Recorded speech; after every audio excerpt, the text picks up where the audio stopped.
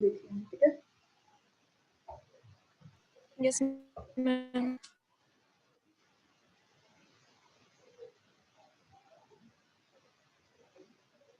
Screen visible है?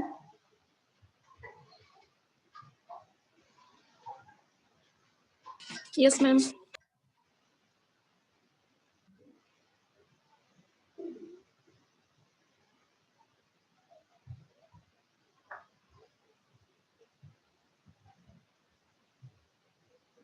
हम लोग थ्योरीज कर रहे थे जिसके अंदर हमने मास्लो थ्योरी और हेजलबर्ग थ्योरी कर ली थी। हमारी एक लास्ट थ्योरी रह गई है, फिर हमारा मोटिवेशन टॉपिक खत्म हो जाएगा, ठीक है। 2 मिनट्स अभी पूजा ज्वाइन कर रही है, फिर स्टार्ट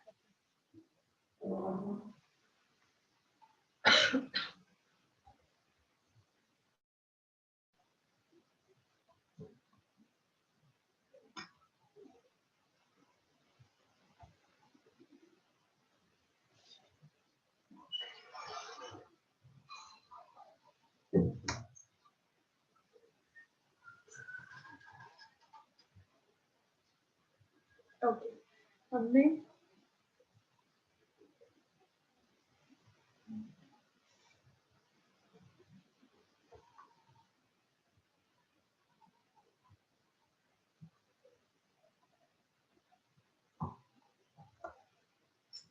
क्या सबको स्क्रीन विजिबल है?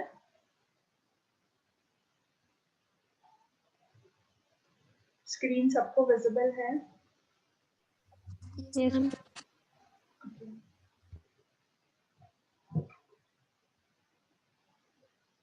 दीपू, क्या आपको स्क्रीन विजिबल है?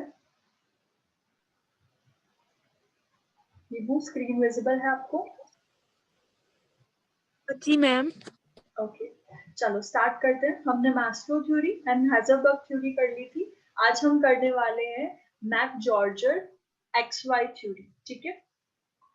ये बहुत इंपॉर्टेंट थ्योरी है, मैक्सिमम टाइम पूछी जाती है। ओके, एक्स वाई थ्योरी, इसके अंदर जो एमसी जॉर्जर थे, उन्होंने मोटिवेशन थ्योरी को 2 बेसिस पे डिवाइड किया था। First is traditional X Y theory और modern traditional X theory and modern Y theory. इसमें जो जॉर्जर थे, उन्होंने बोला कि 2 ही तरीके के लोग होते हैं, एक जो एक्स कैटेगरी में आते हैं, दूसरे जो वाई कैटेगरी में आते हैं।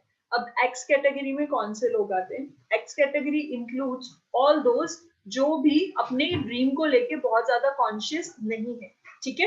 वो लोग बहुत ज्यादा एम्बिशियस नहीं है, उन्हें ज्यादा इंटरेस्ट नहीं है काम करने में, ठीक है। उन्हें जो भी चांसेस मिलते हैं वो मैक्सिमम लाइफ के चांसेस को जाने देते हैं, ठीक है।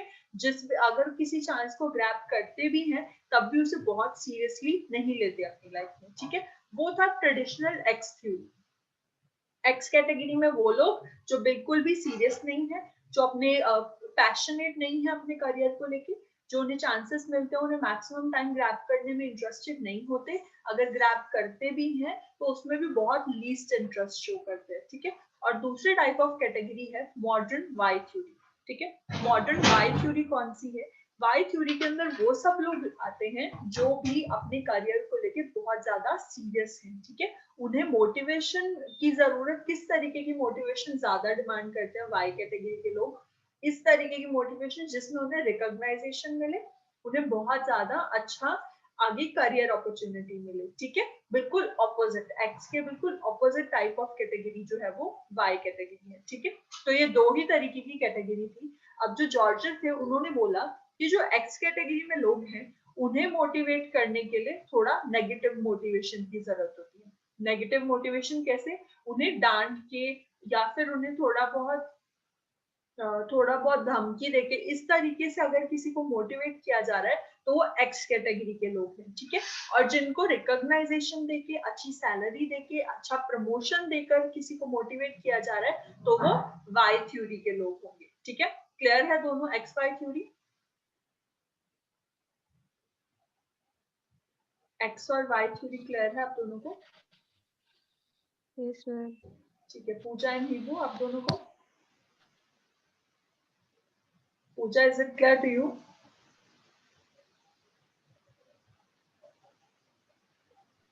आगे है लिमिटेशंस। यस। ओके, ठीक है। लिमिटेशंस पढ़ रहे हैं अब हम लोग। मोटिवेशन के लिमिटेशंस क्या होते हैं? थोड़ा कॉस्टली पड़ता है, क्योंकि अगर आपको किसी को मॉनेटरी मोटिवेशन देना है, किसी को मॉनेटरी टाइप से आप मोटिवेट करने वाले हो, तो आपका ऑर्गेनाइजेशन का खर्चा बढ़ता है, ठीक है। Second part is partiality. इसके अंदर पार्शियलिटी कैसे आती है कि अगर एक मैनेजर है, वो बार बार देख रहा है कि हर मंथ में एक पर्सन बहुत ज्यादा अच्छा कर रहा है और बाकी कोई उस तरीके से नहीं कर रहा है, तो उसके माइंड में पार्शियलिटी आ ही जाती है कि ये बहुत अच्छे से काम करता है, मैं इसी से अच्छे से कराऊंगा, बाकियों का तो काम ठीक ठीक ही है, सो काम करते हैं बाकी सब लोग, तो इसमें पार्शियलिटी आ जाती है, ठीक है। Third is individual difference. Individual differences कैसे आ जाते हैं? फॉर एग्जाम्पल हम सब एक ही क्लास के हैं और प्रतिभा को बहुत इंपॉर्टेंस मिल रही है, तो मुझे और पूजा को थोड़ा सा ऐसा लगेगा कि नहीं, प्रतिभा को ज्यादा ही कुछ इंपॉर्टेंस दी जा रही है, तो मैं और पूजा प्रतिभा से कम बात करना स्टार्ट कर देंगे, तो हम लोगों में इंडिविजुअल डिफरेंसेस भी आ जाएंगे, ठीक है। Then is trouble making sales force. इसकी वजह से क्या होगा कि अगर हम लोगों के बीच में कंपटीशन आ गया और हम लोग एक दूसरे से थोड़ा थोड़ा डिफरेंस बनाना स्टार्ट कर दिया है, हम लोगों ने, हम एक दूसरे में इतना ज्यादा इंटरेस्ट नहीं ले रहे, काम पे फोकस कर रहे हैं, ज्यादा ज्यादा इंटरेस्टेड, मतलब हमारा जो टाइम है, मैक्सिमम टाइम एक दूसरे के बारे में यही सोचते निकल जाता है कि हमें आगे बढ़ना है, हमें आगे बढ़ना है, तो हमारा सेल्स फोर्स भी इफेक्ट होता है इससे, ठीक है। ये सब है लिमिटेशंस। नेक्स्ट बात करते हैं, हमारा next topic is sales budget. Budget क्या होता है? सबसे पहले मुझे ये बताइए, व्हाट इज बजट?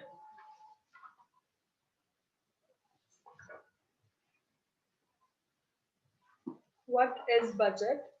किसी को पता है बजट क्या होता है? जनरल सेंस में पूछ रही हूँ, बजट क्या होता है?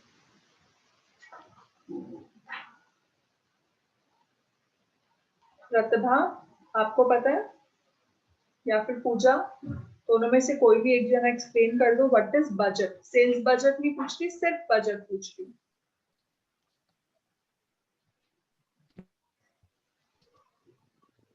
हाँ जी, क्या होता है budget?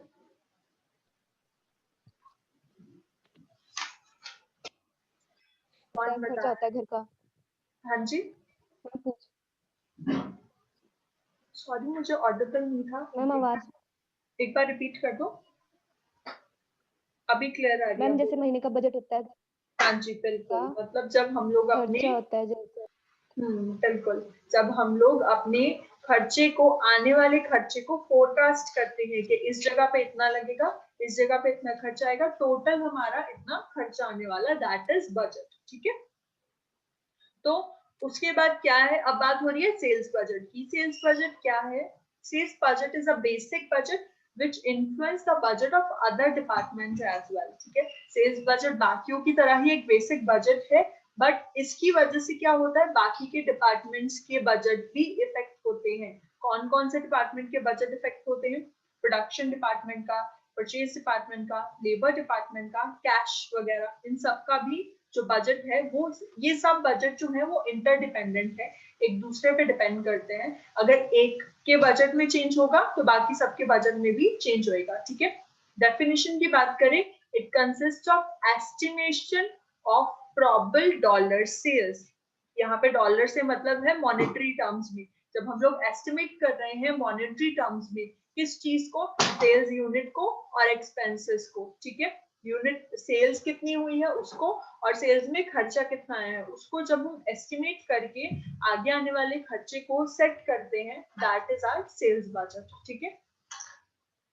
What are the features of sales budget? सबसे पहला है estimates in unit and in rupees, ठीक है। जो सेल्स बजट है वो यूनिट्स में और रुपीस में मेजर किया जाता है। दूसरा point, by department of sales, कौन बनाता है इस बजट को? This budget is made by department of sales, ठीक है। फिर है फ्यूचर पीरियड के लिए होता है, जो भी हम बजट बना रहे हैं वो बेसिकली हम एस्टिमेट कर रहे हैं आने वाले फ्यूचर के लिए, ठीक है। तो ये हमारा फ्यूचर पीरियड के लिए होता है sales budget. Next is sales and selling expenses. Sales और सेलिंग एक्सपेंसेस जो है वो दोनों की दोनों हम इसके अंदर एस्टिमेट करते हैं। इसमें दो ही तरीके की चीजों को बजट में देखा जाता है, पहला सेल्स को देखा जाता है, दूसरा सेल्स के ऊपर होने वाले एक्सपेंसेस को देखा जाता है। Then is affect budget of other department, जैसे कि हमने मीनिंग में भी पढ़ा कि जो सेल्स बजट है वो बाकी डिपार्टमेंट के बजट को भी इफेक्ट करता है। फिर उसके बाद ये किस चीज में हेल्प करता है? इट हेल्प्स टू कंट्रोल, ये हेल्प करता है कंट्रोल करने में। किस चीज को कंट्रोल करेंगे हम? सेल्स से रिलेटेड जितनी भी एक्टिविटीज हैं, मॉनेटरी एक्टिविटीज को, उनको कंट्रोल करेंगे। लास्ट इज ये क्या चीज है? It is a planning instrument. हम लोग इसमें प्लान करते हैं अपने आने वाले खर्चों को, एस्टिमेट करते हैं उस चीज को। फीचर्स सारे क्लियर है आप लोगों को? किसी भी पॉइंट में कोई डाउट है? वैसे बहुत इजी पॉइंट्स थे, बट अगर फिर भी समझ नहीं आया तो आप लोग पूछ सकते हो। फीचर्स क्लियर है? Yes ma'am.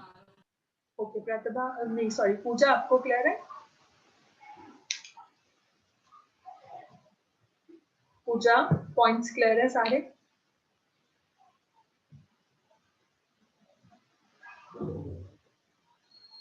Puja, is it audible to you?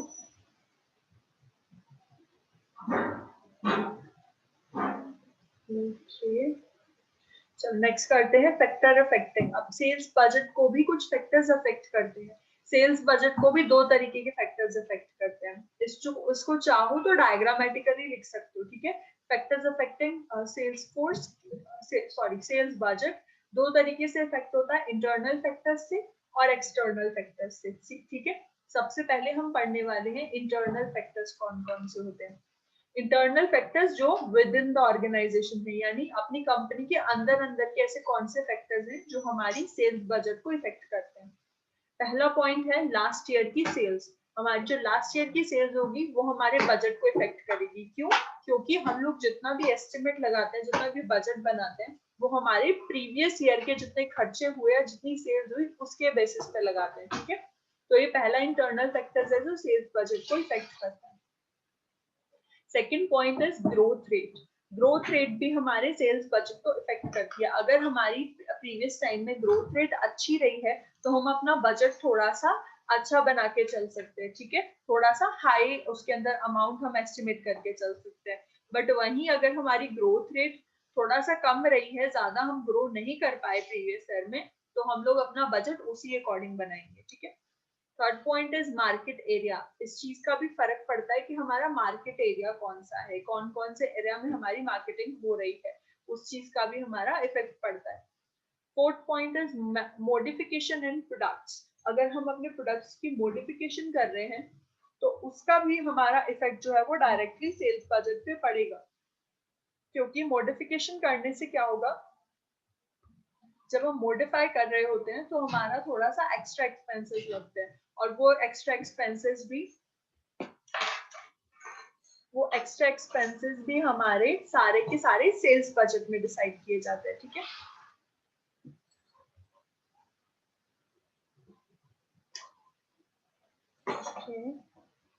Next point is changes in price policy. अगर हमने अपनी प्राइस पॉलिसी में भी चेंज किया है, उसकी वजह से भी हमारा जो सेल्स बजट है वो इफेक्ट होगा, ठीक है?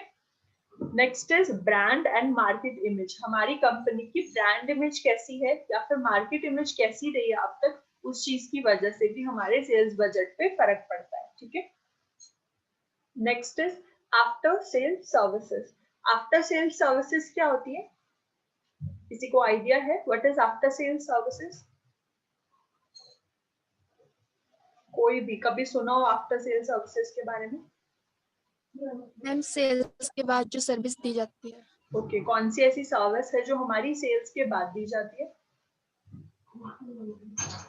मैम जैसे प्रोडक्ट जो है वो घर में डिलीवरी करनी हो। और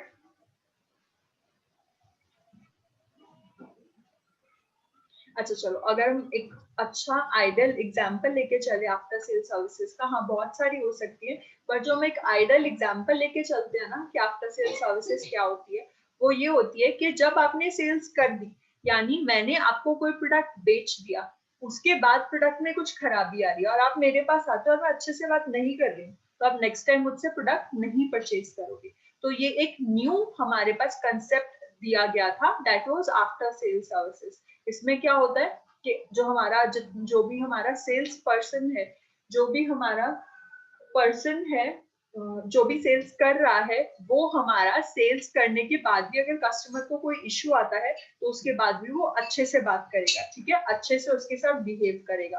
तो अगर हमारी मार्केट की, हमारी कंपनी की आफ्टर सेल्स सर्विसेज अच्छी है तो हमारा जो सेल्स बजट है वो अच्छा रहेगा, ठीक है। अगर हम आफ्टर सेल्स सर्विसेज में अच्छे से कस्टमर को हैंडल नहीं कर रहे हैं, प्रोडक्ट में उससे कुछ गड़बड़ आ रही है, तो हम ये बोलेंगे हमने तो सेल्स कर दिया, अब हमारी कोई रिस्पॉन्सिबिलिटी नहीं है, ऐसे नहीं करेंगे तो फिर हमारा जो है वो सेल्स बजट उसी अकॉर्डिंग डिसाइड होगा, क्योंकि कस्टमर तभी हमारे पास आएगा जब हम उससे अच्छे से बिहेव कर रहे हैं। लास्ट पॉइंट इंटरनल फैक्टर्स का, क्वालिटी सर्टिफिकेट। अगर हमारा जो प्रोडक्ट का क्वालिटी सर्टिफिकेट है, अगर हमारा जो प्रोडक्ट है वो क्वालिफाइड है एक अच्छी ऑर्गेनाइजेशन से जिसके ऊपर हर कस्टमर भरोसा करता है, तो फिर हमारा जितना भी है सेल्स बजट वो अकॉर्डिंगली अच्छा रखा जाएगा। अगर क्वालिटी सर्टिफिकेट हमारे प्रोडक्ट का नहीं है तो लोग हमारा प्रोडक्ट नहीं खरीदेंगे और हमारा सेल्स बजट कम रखा जाएगा, ठीक है। अच्छा, क्वालिटी सर्टिफिकेट के नाम पे आप लोगों को कौन सा साइन याद आता है जो मैक्सिमम टाइम हमारी मार्केट में चलता है, जिसपे सब ट्रस्ट करते हैं? क्वालिटी साइन को याद है? किसी को भी याद हो? हाँ जी, क्वालिटी सर्टिफिकेट हमारे इंडिया में कौन सा चलता है?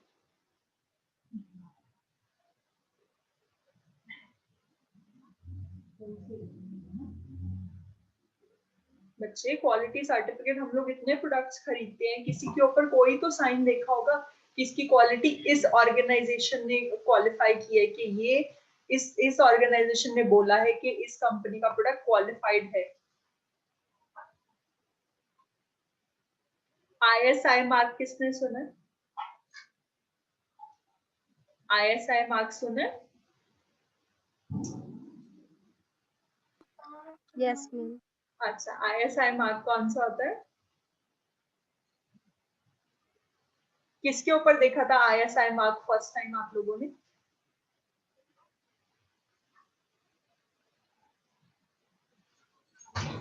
हाँ जी, किसके ऊपर देखा था ISI मार्क? अरे ISI मार्क मतलब मुझे बता दो ना, अगर नहीं सुना देन मैं एक्सप्लेन कर देती हूँ। प्रतिभा, पूजा, आप लोग भी कुछ बोलो।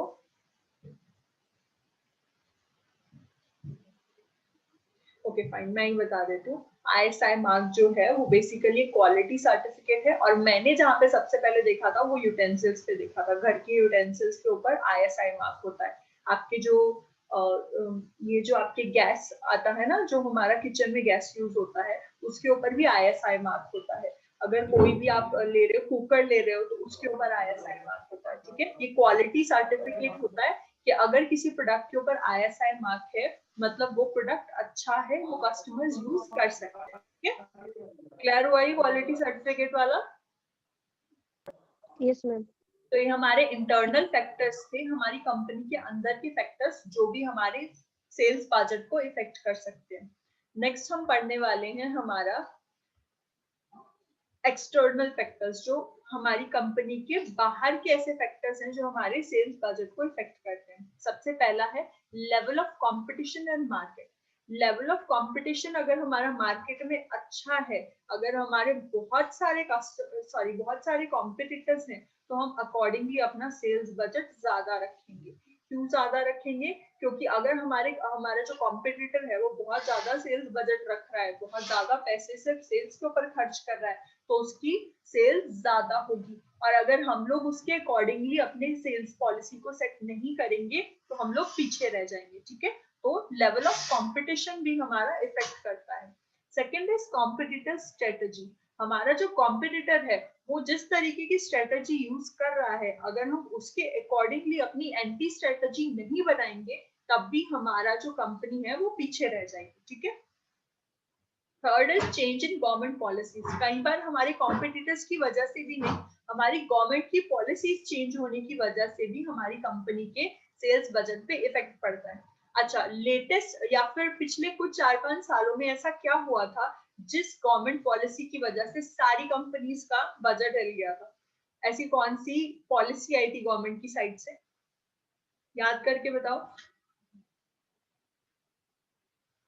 कौन सी ऐसी पॉलिसी लेके आई थी गवर्नमेंट जिसकी वजह से सारी कंपनीज के बजट में इफेक्ट पड़ा था, इवन उनके काम में भी इफेक्ट पड़ा था? बहुत कॉमन नाम है, सबने सुना होगा, सोच के बताओ। मोदी गवर्नमेंट ने वैसे ही बहुत सारी पॉलिसीज लेके आए हैं, बट कंपनीज के लिए स्पेसिफिकली प्रोडक्ट से रिलेटेड ऐसी कौन सी पॉलिसी लेके आई थी गवर्नमेंट? अच्छा, और जिसने बिजनेस लॉ की क्लास लगाई है, मैंने उसे बताया था कि ऐसी कौन सी पॉलिसी है जिसे जम्मू कश्मीर ने भी यस बोला था, अगर किसी को याद हो तो, कि जम्मू कश्मीर की जो स्टेट है उसने आज तक कोई भी इंडियन पॉलिसी को अप्लाई नहीं किया था, सिर्फ वो इकलौती ऐसी पॉलिसी थी जिसको जम्मू कश्मीर की गवर्नमेंट ने भी यस बोला था।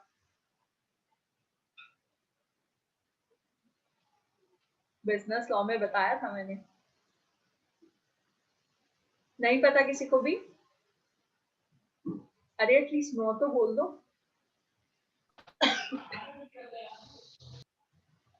हाँ जी, नहीं पता? Ma'am okay. अच्छा, जीएसटी का नाम किस किसने सुना? जीएसटी के बारे में किस किसने सुना? यस बहुत मैम। कॉमन टॉपिक है, जीएसटी सुना होगा ना? Yes ma'am. हाँ जी। तो जीएसटी जो है वो हमारा बेसिकली एक गवर्नमेंट पॉलिसी ऐसी आई थी जिसकी वजह से हमारी सारी कंपनीज के बजट्स पे इफेक्ट पड़ा था।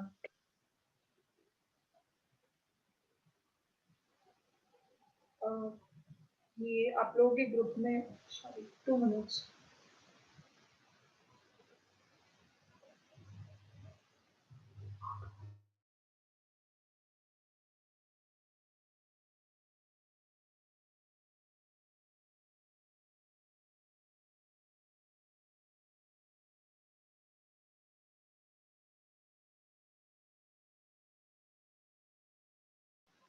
ओके, तो जीएसटी की बात कर रहे थे हम लोग। जीएसटी एक ऐसी पॉलिसी आई थी जिसकी वजह से सारी कंपनीज को अपने बजट को चेंज करना पड़ा था। जीएसटी क्या था? जीएसटी हमारा गुड्स एंड सर्विस टैक्स था। पहले जो था, जीएसटी से पहले हमारी जो जितनी भी कंपनी थी ना, वो डिफरेंट डिफरेंट लेवल पे हमारा जितना भी टैक्स था ना, वो एड ऑन करती थी। थोड़ा सा जीएसटी के बारे में बता दूं जर्नल नॉलेज के लिए आप लोगों को। ओके, पहले क्या होता था, ये कंपनी है, यहाँ पे होलसेलर है, यहाँ रिटेलर है, और यहाँ पे कस्टमर है। ठीक है, यहाँ पे जो भी चीज बनी, कंपनी के अंदर जो भी प्रोडक्ट बना, फॉर एग्जाम्पल पेन बना, ठीक है, वो बना हमारा 10 रुपीज का। ये 10 रुपीज का, अब 10 रुपीज का पेन की कॉस्ट है, 2 रुपए का ये बीच में अपना टैक्स या फिर अपना प्रॉफिट रखते थे। ठीक है, फिर उसके बाद ये 12 रुपए की चीज ना होलसेलर के पास जाती थी। होलसेलर के पास 12 रुपए में खरीदी, होलसेलर भी बीच में अपना प्रॉफिट रखेगा। तो होलसेलर क्या करता था, ये 12 रुपए में अपना, इसने मान लो 2 रुपए का प्रॉफिट रखा, चीज कितने रुपए की होगी? 14 रुपए की। 14 रुपए की चीज इसने रिटेलर को बेची। ठीक है, अब रिटेलर ने 14 रुपए का खरीदा है, तो वो 14 के 14 पे बेच के उसे तो कोई प्रॉफिट नहीं हुआ। तो रिटेलर क्या करता था, वो भी बीच में अपना प्रॉफिट रखता था। यानी अब ये चीज कितने की होगी? 16 रुपए की। तो जो कस्टमर था, वहां तक आते आते चीज का रेट जो है, किसी भी प्रोडक्ट का जो रेट है, वो इतना बढ़ जाता था। 12 रुपए की चीज कस्टमर को 16 रुपए में मिलती थी। ठीक है, तो गवर्नमेंट ने क्या किया, गवर्नमेंट ने ये पूरा का पूरा प्रोसेस ही हिला दिया। गवर्नमेंट ने क्या बोला कि इस पूरे प्रोसेस में एक प्रोडक्ट के ऊपर, अच्छा आप लोगों ने, आपने कभी कोई प्रोडक्ट खरीदा तो उसके पीछे पहले लिखा आता था वैट, वैल्यू एडेड टैक्स। ठीक है, पहले जो लिखा आता था आपके प्रोडक्ट्स के पीछे, वो वैट लिखा आता था, वैल्यू एडेड टैक्स। यानी क्या होता था कि जगह जगह पे वैल्यू ऐड होने के बाद जो टैक्स लग रहा है, that was value added tax. ठीक है, बट अब गवर्नमेंट ने क्या किया, गवर्नमेंट जीएसटी ले आई। जीएसटी का क्या काम था, जीएसटी हर एक जगह पे अलग अलग टैक्स या फिर अलग अलग वैल्यू एडिशन नहीं होने देता। जीएसटी ने वैट को खत्म कर दिया और बहुत सारे ऐसे टैक्सेस को खत्म करके सिर्फ इकलौता जीएसटी लगता है। अब अब हर जगह पे जीएसटी अप्लाई होता है और ये जगह जगह पे प्रोडक्ट की वैल्यू ऐड नहीं होती, एक ही बार प्रोडक्ट में वैल्यू ऐड होगी और एक ही बार उसके ऊपर टैक्स लगेगा, बार बार उसके ऊपर टैक्सेशन नहीं होगा। जीएसटी समझ में आया थोड़ा बहुत? वैसे तो बहुत वास्ट कंसेप्ट है but just for your knowledge थोड़ा सा आप लोगों को ओवरव्यू दिया है। जीएसटी क्लियर हुआ क्या होता है? जीएसटी समझ में आया? ओके आपको समझ आया? Roll number 79 and 74? हाँ जी। ओके 74 पूजा। पूजा जी जीएसटी क्लियर हुआ?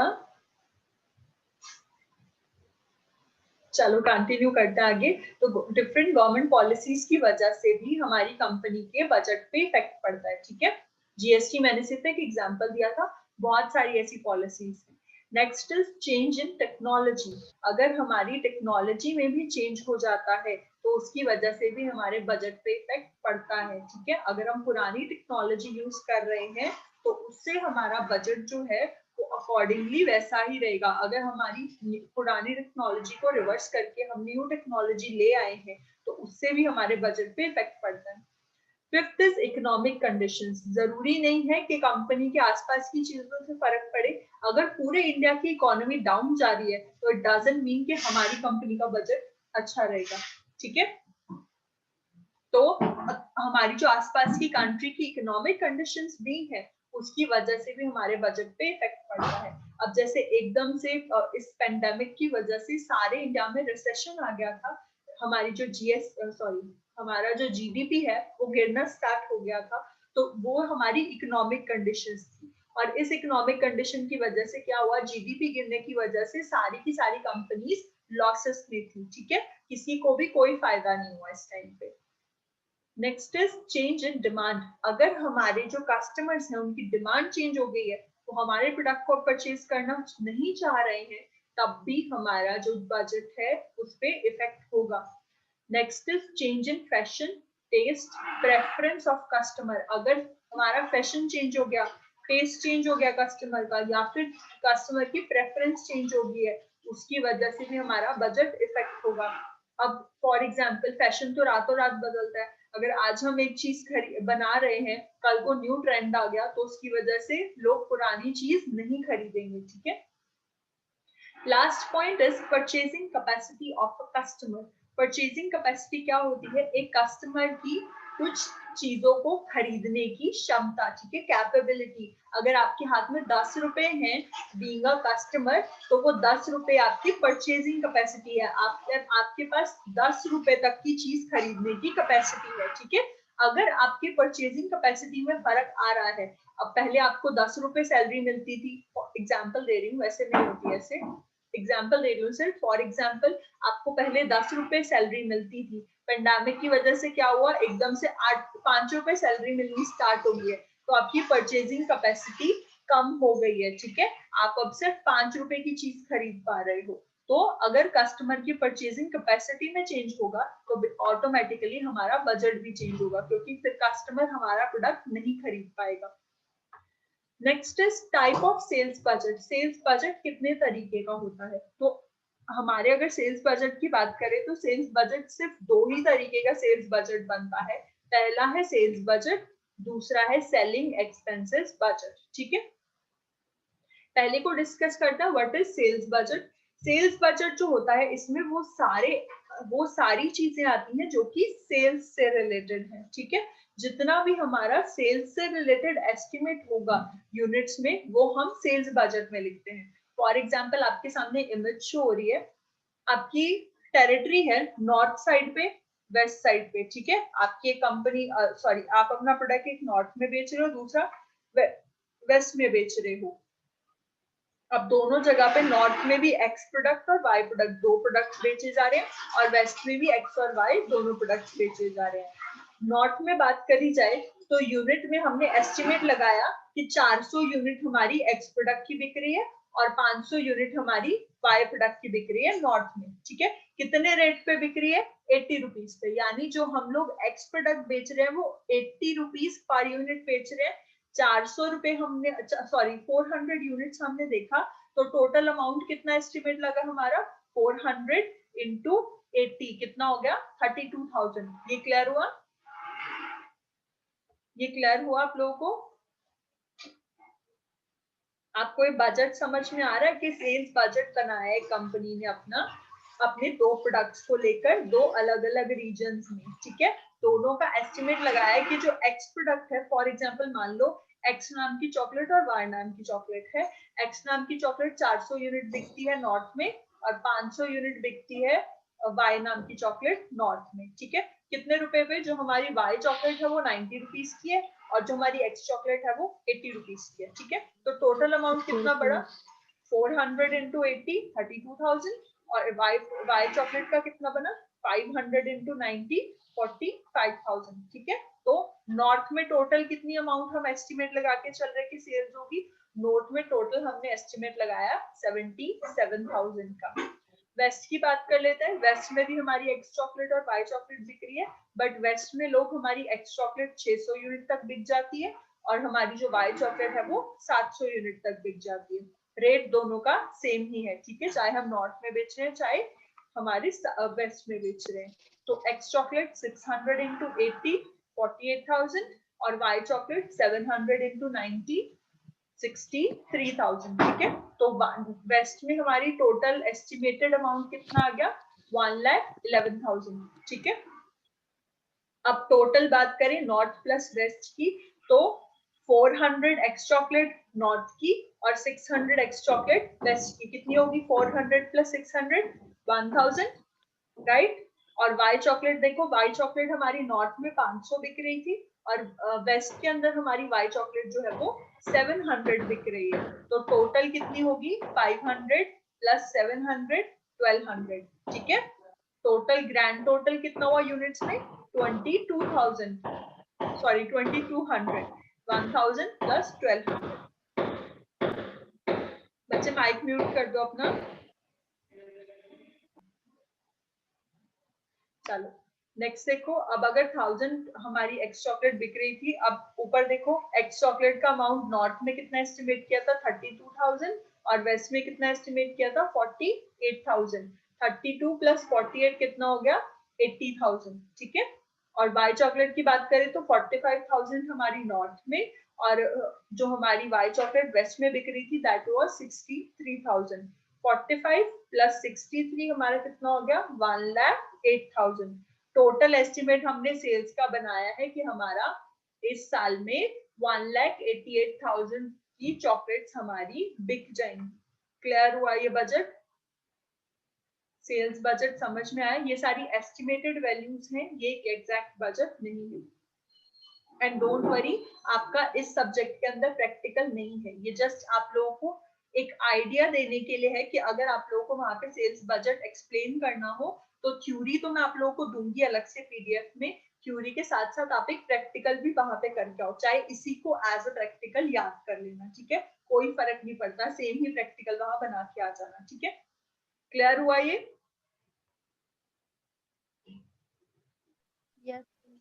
तो yes ma'am. Okay, sales budget में हम वही चीजें लिखेंगे जो हम सेल्स एस्टिमेट कर रहे हैं कि कितनी सेल्स हो सकती है और कितने रुपए पे होगी। नेक्स्ट है हमारा सेलिंग एक्सपेंसेस बजट। जो सेलिंग एक्सपेंसेस बजट है second type of sales budget है। इसमें हम लोग सिर्फ एक्सपेंसेस लिखते हैं, कौन से एक्सपेंसेस, जो भी हमारे सेलिंग के ऊपर हो रहे हैं, ठीक है। सारे सेल्स के ऊपर जितना भी खर्चा हमारा हो रहा है उसका बजट हम लोग अलग से बनाते हैं। अब इसके अंदर इसका परफॉर्मा इस तरीके का होता है, इसमें 4 अलग अलग कैटेगरीज बनेंगी। पहली एडमिनिस्ट्रेटिव एक्सपेंसेस, कि हमारी एडमिनिस्ट्रेशन के क्या एक्सपेंसेस हो रहे हैं। दूसरा personal selling expenses, personal selling यानी अगर हम डोर टू डोर जाके सेलिंग कर रहे हैं तो उस पर क्या क्या खर्चा आ रहा है। थर्ड है हमारा डिस्ट्रीब्यूशन एक्सपेंसेस। डिस्ट्रीब्यूशन एक्सपेंसेस में वो सब चीजें आएंगी कि अगर हम लोग अपने कंपनी के प्रोडक्ट को कंपनी से पंजाब में भेज रहे हैं या कंपनी से हम लोग उसको अरुणाचल में भेज रहे हैं, कंपनी से हिमाचल में भेज रहे हैं, तो उस पर हमारा अलग अलग क्या खर्चा आ रहा है, ठीक है, उसको स्टोर करने का, ट्रांसपोर्टेशन का, कुछ भी चीज है। फिर हमारा फोर्थ कैटेगरी है प्रमोशन एक्सपेंसेस। प्रमोशन एक्सपेंसेस अगर हम लोग उसकी एडवर्टाइजमेंट कर रहे हैं उस प्रोडक्ट की, प्रमोशन कर रहे हैं वो सब एक्सपेंसेस डी कैटेगरी में लिखेंगे। अब इस साइड हमने नॉर्थ लिखा है, वेस्ट लिखा है, क्योंकि हमारी दोनों जगह पे कंपनी चॉकलेट बिक रही है, और लास्ट में हम लोगों ने टोटल लिखा है, ठीक है। एडमिनिस्ट्रेटिव एक्सपेंसेस में क्या क्या आता है, यहाँ पे लिखा हुआ है ऑफिस की सैलरी, ठीक है। एडमिनिस्ट्रेशन में वही आएगा कि जितना भी हम लोग हमारी मैनेजमेंट में काम हो रहा है। हमारे जनरल एक्सपेंसेस, नॉर्मल जो हमारे एक्सपेंसेस हो जाते हैं वो सब। रेंट और टैक्सेस भी इसके अंदर आएंगे। पोस्टेज भी इसके अंदर आएगा कि अगर हम कुछ पेपर्स वगैरह पोस्ट कर रहे हैं। स्टेशनरी का खर्चा भी सारा इसके अंदर आएगा, ठीक है। फिर ए का हम लोग टोटल कर लेंगे, नॉर्थ का और वेस्ट का। बी कैटेगरी में personal expenses, personal selling expenses, इसमें क्या क्या आएगा, जो हमारे सेल्समैन हैं, जो जा जाके जगह जगह डोर टू डोर हमारी सेलिंग कर रहे हैं, उनकी सैलरी, उनकी कमीशन, सेल्समैन के ट्रैवलिंग एक्सपेंसेस यानी आने जाने का जितना खर्चा हो रहा है उनका, वो सब इसमें आएगा। और इनकी बोर्डिंग एंड लोडिंग एक्सपेंसेस यानी जो भी सामान वो अपने साथ लेके जा रहे हैं, वो किसी चीज में तो लोड करके लेके जाएंगे, चाहे एक्टिवा पे जा रहे हैं, चाहे ट्रक में जा रहे हैं, चाहे किसी भी तरीके से जा रहे हैं, ठीक है। उस सब का खर्चा भी इसी के अंदर आएगा। सी कैटेगरी में हमारा लिखा है डिस्ट्रीब्यूशन एक्सपेंसेस, इसमें क्या क्या आएगा, वेयर हाउस का रेंट, लोडिंग और unloading, sorry loading and unloading के एक्सपेंसेस, यानी हमने कंपनी से सामान को लोड किया, फिर हमने पंजाब के वेयर हाउस में पहुंचाना था, तो जब कंपनी से पंजाब में वेयर हाउस में पहुंचा तो वहां से अनलोडिंग एक्सपेंसेस, जो भी उसे अनलोड करेंगे, लेबर का खर्चा, वो सब इसमें आएगा। डिलीवरी वैन का खर्चा भी इसी में आएगा। वेयर हाउस के वेजेस भी इसी में आएंगे, यानी जिन जिन वेयर हाउसेस में हमने रखा है उनमें जितना खर्चा आ रहा है, लोग वहां जो काम कर रहे हैं उनके वेजेस भी इसी में आएंगे। Last D category promotion expenses, इसमें क्या क्या आएगा, एडवर्टाइजमेंट के ऊपर कोई एक्सपेंस हो रहा है वो इसमें लिखा जाएगा। सेलिंग प्रमोशन एक्सपेंसेस इसके अंदर आएंगे, यानी सेल्स को प्रमोट करने के लिए जो भी खर्चा है। और बाकी के छोटे मोटे जो खर्चे, अगर हमने पैम्फलेट बांटे हैं, लोगों को घर घर जाके अपने प्रोडक्ट का सैंपल दिया है, तो वो सब डी पार्ट में आएंगे, ठीक है। और at the end grand total में क्या आएगा, A category plus B category plus C plus D category, ठीक है, इन सब का टोटल। क्लियर हुआ selling expenses budget? Selling expenses budget clear हुआ? ओके, पूछा आपको? ओके, अगर अब यस हमारा मैम। जो सेलिंग बजट है, उस पूरे टॉपिक में हमारा आधा टॉपिक आज कवर हो गया है। अब छोटे मोटे टॉपिक रह गए हैं, मेथड्स और अप्रोचेस रह गई हैं, दो तरीके की, बस ये छोटे से टॉपिक रह गए हैं, ये हम नेक्स्ट क्लास में कंटिन्यू करेंगे। अभी आज तक जो कराया वो समझ में आया? जितना भी कराया है वो सारा क्लियर है? मैं पीडीएफ प्रोवाइड करूंगी इसकी, अभी तक जो समझाया वो क्लियर है? Yes ma'am. ठीक है, सभी को क्लियर है? Yes ma'am. पूछा आपको?